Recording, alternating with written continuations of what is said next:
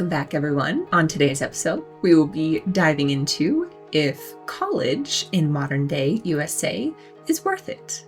Let's get into it. I personally am very much of the thinking of Gandhi. Live as if you'll die tomorrow. Learn as if you'll live forever. I'm a massive proponent of gaining as much knowledge as possible. And if I could have gone to school forever for free, continue to just take class after class, I absolutely would have, because I love learning. But unfortunately, life happened, which makes me a part of the group of just over 40 million Americans that have some college with no degree. But that has not been an obstacle in my 10-year career. I was in the right time at the right place to be offered the platform to kick off my career. I just so happened to be a full-time student, so I deferred a semester and never went back. The general thought process for attending college and getting a degree is that it will lead to a more successful life, more opportunities for higher salaries across your lifespan. And while that may be the case for some, absolutely, it's not the case for the majority. In fact, some recent trends contradict that a bit. Within the last decade, we've seen a serious decline in promoters for higher education, according to a LinkedIn article. In July, Gallup reported that Americans' confidence in higher education went down sharply, dropping from 57% to 36% from 2015 to 2023. That is only 8 years. And people having this thought process is going to hurt enrollments, funding, and more, which is causing lower enrollment rates in colleges. But we're not able to pinpoint one particular thing that's the cause. As far as the job market goes, most jobs nowadays, in fact, 52% of US job postings on Indeed did not mention any formal education requirement as of January of 2024, up from 48% at the same time in 2019, which has opened the door for the 64% of US adults without a bachelor's degree. To me, this is a positive thing, since so many modern day Americans do not have any kind of higher education degree. And it's encouraging employers to lean in more on who has experience doing the job and displays the required skills, as opposed to just having the education, which I always thought was a flaw. When I was going to college, I had this one roommate, and she was fortunate enough to have her parents pay for her entire schooling, everything that she needed, tuition, food, housing, all of that, because they wanted her to focus on getting good grades and not have to work. And in my opinion, though college can prepare you for quite a bit when it comes to a specific job, it doesn't provide all the skills that you need to be successful in a job, because they're only able to be learned when you are working.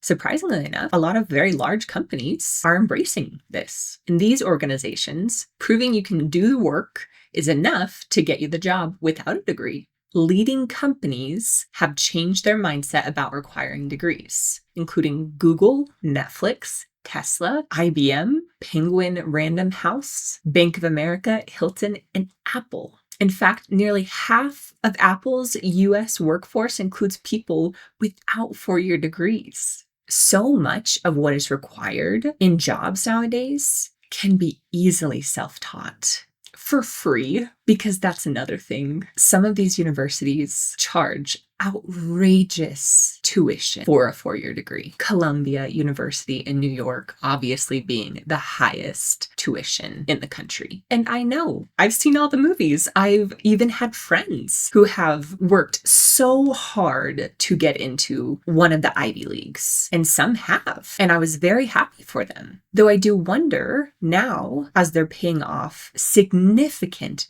debt, if they think it was worth it, instead of, say, choosing a lesser university. The Ivy Leagues come with prestige, reputation, and have the best of the best, as they should, since they're paying so much for tuition. But is it really worth that much more than, say, a degree from Louisiana State University, which only charges $7,500 for out-of-state tuition? And it's not as if you go to college and you get to choose only classes that pertain to your future career. A third to a half of the bachelor degree credits are for core curriculum.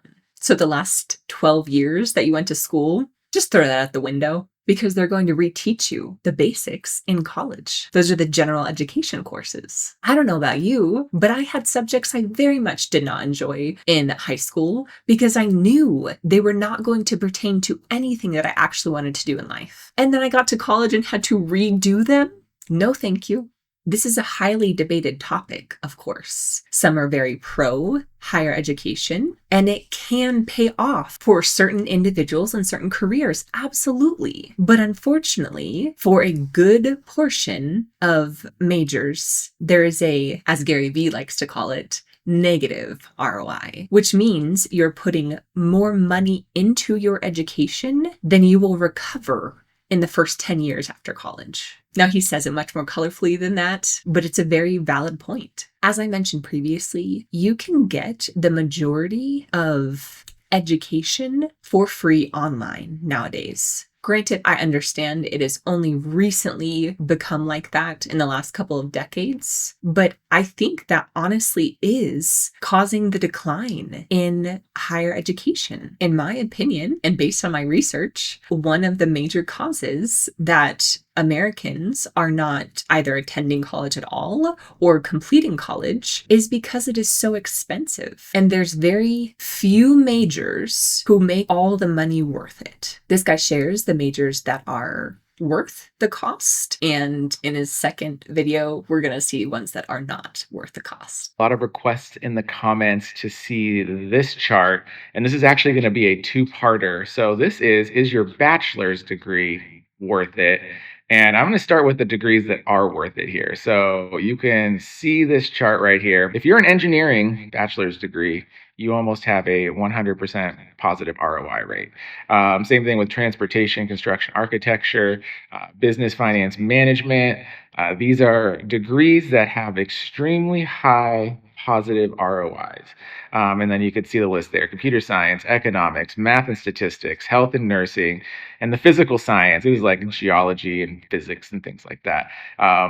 Pretty solid ROIs. So if you're thinking about where you want to get your degree, these are fields that statistically pay off well. Now, could you potentially learn this information yourself from the internet nowadays with all of the resources we have? You could, but again, there are some degrees that make more sense to invest the money in, considering the amount that you are paid for those careers. It allows you to learn the information without expending all the energy in searching for it and teaching yourself. But on the other hand, there are also low ROI degrees. All right, welcome back to part 2 of Is Your Bachelor's Degree Worth It? And this chart is the ones that are a little more iffy, and some of them are pretty bad by the time we get to the bottom of this chart. So if you remember, the orange column there is that you have a negative ROI, or return on investment, for your bachelor's degree.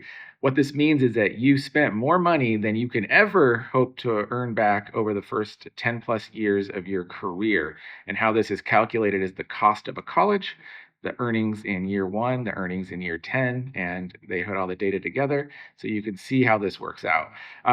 You start at the top here: public administration, about 15 to 20% of them are negative. Communications, political science. Education, it's one that's painful for me because we need teachers, we need educators in this country. But it just gets worse as you get down the list. And then you get to the very bottom there. And I think a lot of them are surprising. Life sciences is one that was always surprising for me, to see that a lot of negative, a lot of break even too. Like the light blue is break even, and very few people really get to making $1 million more in their career. Then you get philosophy and religious studies and visual arts and music. I don't know if those are necessarily a shock because a lot of people criticize these degrees as being worthless. I don't like that term, but look at the data there. Over 50% of degrees there have a negative ROI from the start. And honestly, you're lucky to break even there in those career fields. I like to encourage people, like, we need artists, we need musicians, but do you need a college degree for that? I don't know. You can be highly successful with your talent. Several of those majors surprised me as well, and some didn't in the least. I think nowadays, with social media being as prevalent as it is, I see people all the time becoming very famous on Instagram and TikTok for their musical abilities and for their artistic abilities. So I think that nowadays it's becoming more reasonable for those kind of creatives to use that platform instead of investing a ton of money in what will turn out to be a financial hole. And I'd like to reiterate, I am a very big proponent of learning. This is one of the main reasons I have this channel. But what I'll say is I was going to college for one of these low ROI majors. And while I very much enjoyed my college experience, it is not worth the student loans that I'm currently paying off still.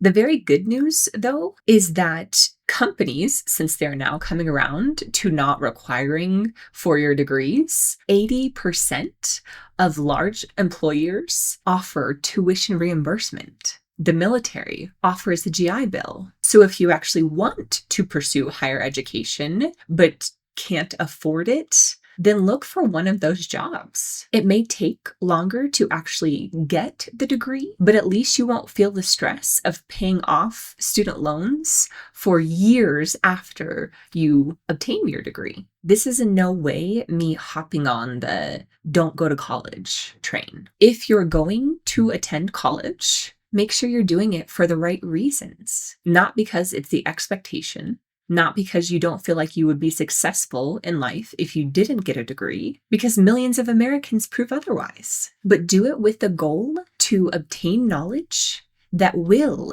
assist in your future career of choice. Many universities offer grants and scholarships. You may have to write a few papers to get the scholarships or maintain a certain GPA, but if you're dedicated to getting your degree, you'll do whatever it takes to pay for it. It's very unfortunate that the previous administration was unable to fulfill their promise of forgiving student loans, but not surprising. I think deciding to get a degree or not to get a degree just requires a lot more thought nowadays, because so many people are proving they can be very successful without a degree. And there's so many resources where you can be self-taught in many things that you used to go to school for.